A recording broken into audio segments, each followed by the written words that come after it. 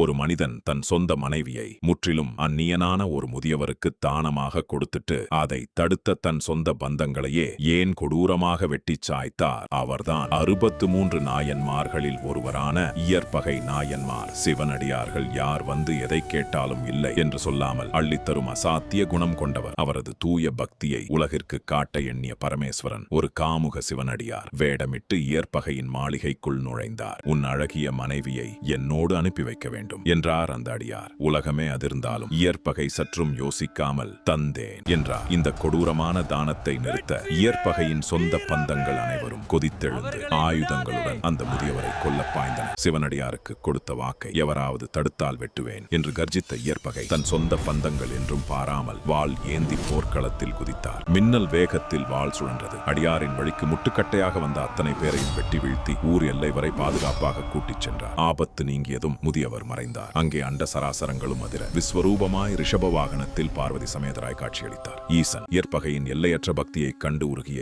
ஈசன் இறந்த உறவினர்கள் அனைவருக்கும் உயிர் கொடுத்து இந்த தம்பதியருக்கு தன் அருகிலேயே நித்திய முக்தி அளித்தார். ஈசனுக்கு கொடுத்த வாக்கை உயிரை கொடுத்தும் காப்பாற்றிய இயற்பகை நாயன்மாரின் இந்த மாஸ் பக்தி உங்களுக்கு பிடித்திருந்தால் கமெண்டில் ஓம் நமச்சிவாய் என பதிவிட்டு நமது பக்கத்தை சப்ஸ்கிரைப் செய்யுங்கள். திருச்சிற்றம்பலம்.